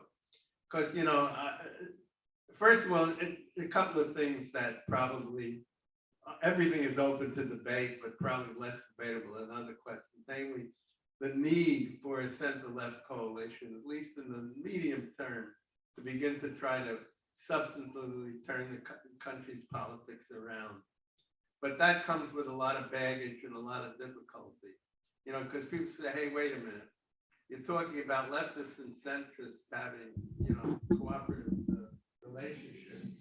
But what about the centrists who continue to embrace the Cold War, who have never really fundamentally changed in that sense, who continue to support U.S. foreign policy with all its imperial trappings, who continue to support the militarization of Southeast Asia and the rest of the world for that matter. And I think that there's no simple answer to that. And when you recognize that in simple numerical terms, you need to build a left-center coalition. It can't be devoid of content. It cannot be devoid of substance. And that part of it is the trick, and it is a trick, to engage with the centrist elements in a way that you do not hold back the criticism, that you do not hold back the strength of your own positions, which is to challenge the new Cold War and to challenge U.S. imperial policy, but at the same time, to hold out some kind of way of cooperating and working together, whether it be in the electoral process or whether it be on daily issue-related situations. That's extremely difficult to do. I'm not trying to sugarcoat it and undermine it. It is a challenge, but it has to be. I think if we're going to at least continue to make progress on the political front, we're going to need to try to find, well, however limited, some kind of basis of cooperation with centrist elements. It's really agonizing. I have a son at home who rails day and night against the centrists, and particularly those, you know, AIPAC and the Zionist organization that have deliberately undermined some incredibly good candidacies like Nina Turner in Ohio and Donna Edwards in Baltimore, et cetera. And it's so aggravating to see shifting money in vast numbers, vast amounts to people who are being supported simply because they support Israeli policy. It's simply out of step with a growing kind of consensus in our own country, and is so terribly damaging to the élan, the morale, and the practical circumstances of all progressives. So it's a challenge, and you don't pull back, and you don't sacrifice your own principles, but at the same time, you kind of seek ways of circumventing these difficulties, or seek ways of continuing to maintain some kind of relationship that will allow you to elect some better people in the world. Mark, I got to do something. It's been bugging me the whole time, which is put this backdrop behind you. Community Church of Boston, all orientations, all genders, all cultures, all religions, all races, all are welcome here. A Peace and Justice congregation since 1920. Now it's in beautiful backdrop instead of covering one of the paintings, and just all the little details involved in putting on the presentation. Is there another question from the Zoom, or let's take one from here? Paul, can I tell people about when I last saw you? Sure. On the Zoom. I was just, I work in the courts as a Spanish interpreter, and I just happened on the way out of the court to see a face I sort of recognized behind the mask. And he took the mask. It was Paul Shannon, and he was there because of a civil disobedience. And I couldn't stop and be present when his case was called because they were sending me to another place. But I just wanted to say hello to Paul Shannon and his activism around Raytheon. And here he is for a question for Mark. Well, thank you for that introduction. How did it come out? We'll see. We'll see in about a month or so. Yeah, Mark, I think a lot of positive things come out of this election. I think the main experience is one of tremendous relief that we can breathe again. And to me, that's a tremendous thing. I think whereas everyone was poo-pooing the effect of the January 6th hearings, I think that got through to a lot of people actually, in terms of what's at stake here. The area of concern, however, is with, and I ask you this question directly, does this election help the Democrats carry out their new Cold War, carry out their policy to strangle China, carry out their policy to militarize the whole country? I don't see the outcome of these elections. I'm afraid that the outcome of the election will be used by the Democrats to enhance these policies that they've been giving us for the last couple of years. Or carry out their policy towards strengthening the thugs in Israel and in Saudi Arabia. That's one piece of First, you take note of the fact that foreign policy, as far as I can tell, was not registered at all in the campaign. Hardly a word, even from the most progressive, even from Bernie Sanders, who generally does take a pretty decent position on most issues. It was deafening silence. And it reflects a fundamental problem within the two-party system in our country, much less the Democratic Party, namely the control of corporate power, the military-industrial complex over politics in this country. I don't know, Paul. We've been talking about this for 40 years, but I don't know if the election result affected policy one way or the other at this juncture. It could be. It certainly is not stopping Washington from continuing to saturate the world with more and more lethal weapons. And it has not stopped the policy that is based upon opposition to transforming change and indulging, for lack of a stronger word, the ambitions of imperialism. This is a reality, and part of the reality is the need to contest wherever we can. You know, why I think, peace action, for example, is almost a model of community building of an alternative anti-war movement in this country. I think its effectiveness continues to grow.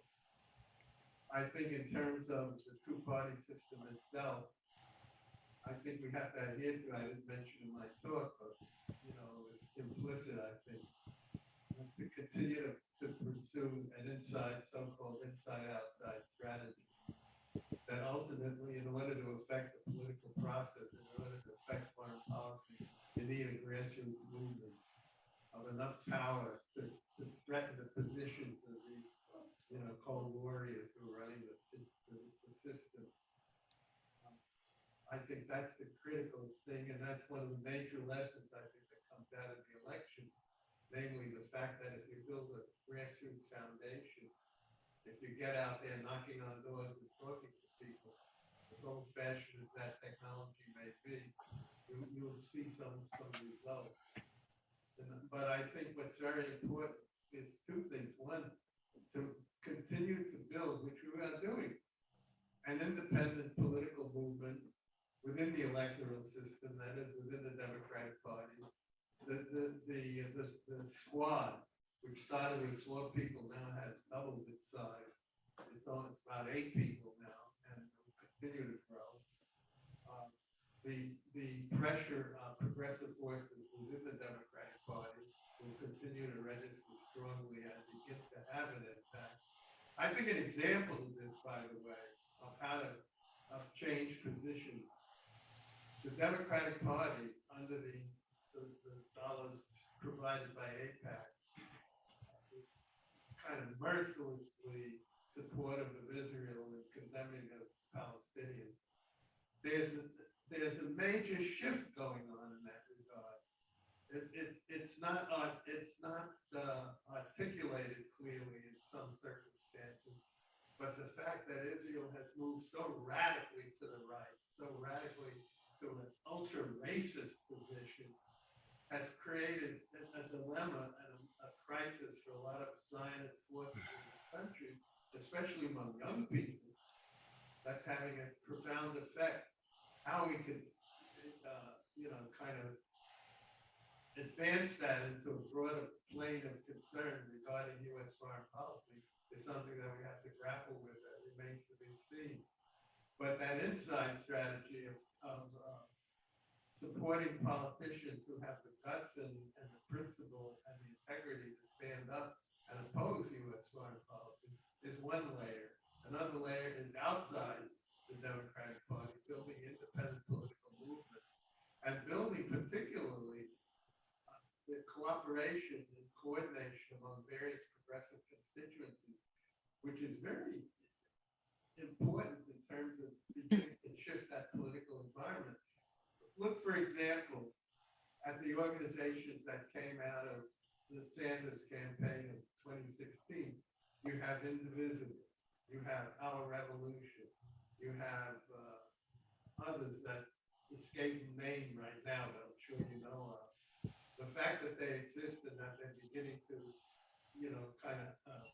provide political pressure from down below within the Democratic Party is important. And it's just one of many roads toward eventually shifting that policy. The greatest challenge is the challenge to the empire itself, the challenge to the imperial policy. And I did not mention, I thought I would, but I decided can't go on too long. I think it's important to take into account a number of changes on a global scale. I emphasize the nature of the crisis, the fact that the world is hovering on the brink of massive ecological disaster, along with political disasters attendant to it. But I think it's also important to point out, particularly in Latin America, what's been going on in the last few months, from Ecuador to Colombia. You hear the speech of the new president of Colombia, the former armed revolutionary. Dynamite speech. I've never heard such a powerful condemnation of imperialism in that speech. And then, of course, the new government in Chile, the advances in Brazil, Lula. There's some, hopeful signs that will have some kind of an impact ultimately on U.S. foreign policy. Even they have to begin to shift towards some kind of accommodation to this phenomenon, or the United States is going to become increasingly isolated in the world picture. So there are a whole number of things to consider. The starting point is, basic agreement with your analysis, which I have never disagreed with in 40 years.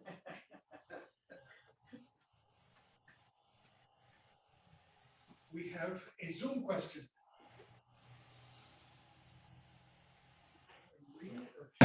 And could we ask Mark to speak up? I'm having trouble hearing his answers.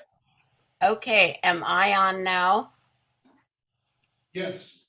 Okay, quickly, and first of all, thanks to Dean and the Community Church for bringing us wonderful program like this morning. Thanks to Mark and to Rod MacDonald for their messages. Very, very important. What Mark said is important about going door to door. It's the personal touch that is so important. Well, we talk about corporations and the systemic problems that are hampering us. They're the personal problems that hamper us as well. And I have to commend New Hampshire. I was up there door to door for Maggie Hassan. She won. And I have to commend the Democratic Party, their boots on the street in New Hampshire. They are beautifully organized. They did a fabulous job and they helped keep the Senate for us. My question is short. How do I talk to family members who think that the progressive focus on sexualities and needs of becoming woke are turning off too many Democrat voters? Because these members of my family feel they're centrists and they are Democrats. They vote Democrat, but they are feeling that the real issues that most Americans are worried so much about are paying rent, paying utilities, getting their health care, being able to pay for their premiums, and so on, that these are pocketbook issues. And they're not really responsive, at least the people I know in my family, whom I love dearly, but I don't know how to be persuasive. And I'm asking you, Mark, because you indicated that you might have some of these issues in different ways in your own family. So give me some help and some advice, because I don't know what to do anymore in these personal issues. I know what to do in activism. I'm active. I don't know what to do when a family member whom I love confronts me with these feelings. Caveat, in terms of providing some wisdom, let it be known that Solomon is not our real name.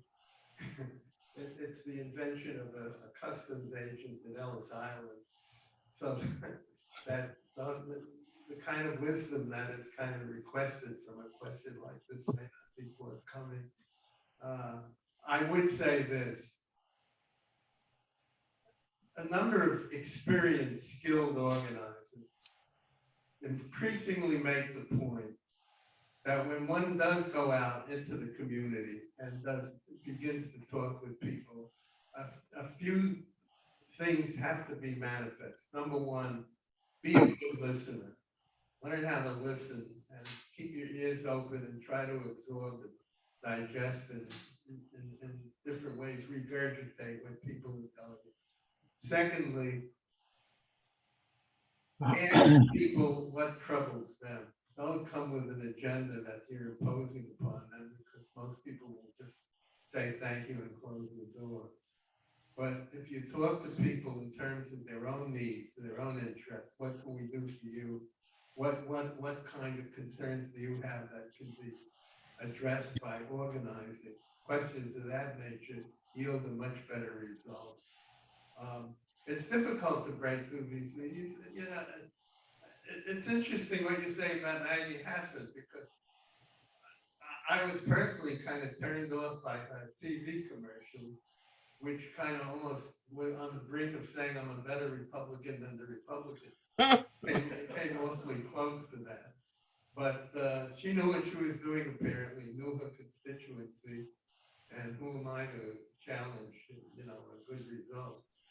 But I think the main thing in organizing is to tap this kind of latent dissatisfaction, for lack of a stronger word, that's currently running deeply through the population of this country, and finding ways of getting people to articulate their grievances, and in the process of articulating those grievances, finding a basis for doing something, for cooperating, for getting out themselves and continuing to build a movement. I don't mean to denigrate the difficulty of this, whether it comes from within a family or from within a community. But ultimately, as we broaden our base, we're going to have more and more experiences in how to deal with people who are pretty locked into, you know, old-fashioned romance. But it's a challenge which I think we'll be up to in the long run.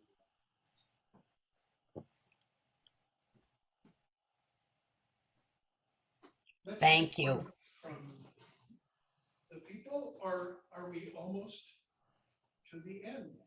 If we are, I have a quick one for you, Mark. In recent memory, during midterm elections, whatever party had the presidency took a huge drubbing. Is that something that goes back 100 years, or is that a recent phenomenon? And what's that about besides your usual throw the bums out kind of thinking? And if that is true, does this represent a real sea change? What just happened, or is it just a reflection of how horrible Trump was? It's funny, Lee, that you raise this, because I've been thinking about, laughing to myself about this kind of not attitude that the midterm losses by an administration that had recently gained power at the national presidency is automatic.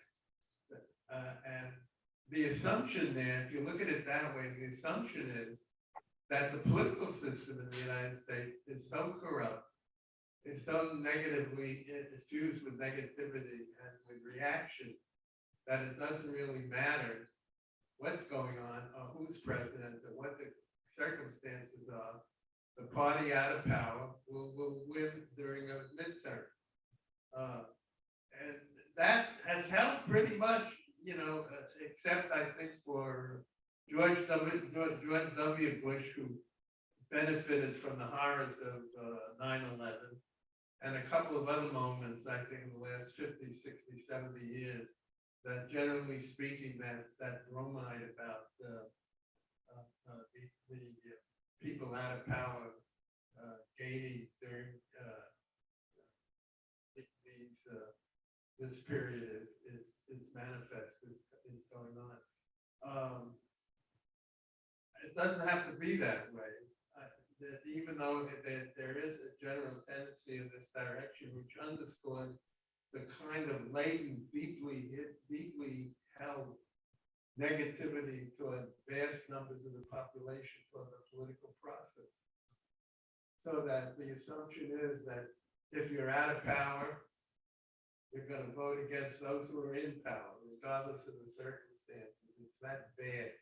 In other words, structurally, the political system is written in such a way that if you've got the White House, you're going to lose in the midterm because everybody is negative on politics in this country. At least that seems to be the implication. I think what happened in this election is interesting from that standpoint, that how deeply hidden, deeply held this phenomenon is, because at least a good part of it was undone by the actions of the electorate in this particular circumstance. And it's a basis really for encouragement that the alienation of a major segment of the electorate in this country is up for grabs.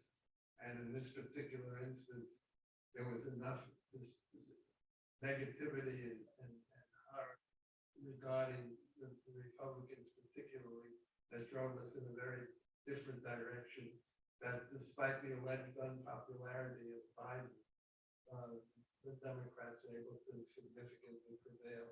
So at least this is a basis for some encouragement for moving forward. But it's true, I think, that, yeah, there's a kind of structural negativity in the electorate that constantly gets them to vote against the incumbent in midterm elections.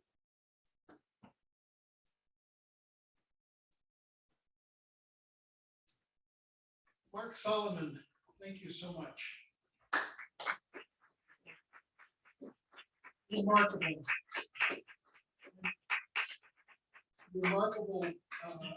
history over 40 years of giving us presentations and analysis. Where should I go to be in the camera? Something like that, or right in front of Mark, right? I close focus, Mark, and but we're nearing the conclusion, and we roll up the credits. We thank Amar for doing his technical Zoom work, and Charlie out there for helping us out. And we thank Crystal Rollins Jackson for being an Uberista for a day. And we thank Luis for the beautiful repast that we're about to enjoy here as we transform this auditorium into a dining hall. And we thank Rod MacDonald for joining us with this beautiful songs. Hope to see you again really soon, Rod, if you're still with us. Thank you, everybody, for joining us today.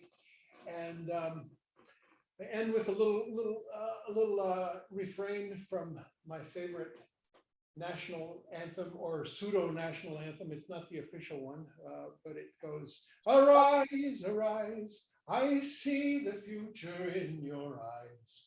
To a more perfect union we aspire, and lift our voices from the fire. Arise, arise, I see the future in your eyes. To a more perfect union we aspire, and lift our voices from the fire." A song written by Gene Rowe. And with that, we bid you farewell. Have a wonderful week, and we'll see you next week for Trans Day of Remembrance, and the week after that for Bob Datilio Day, and it goes on from there. It gets better all the time.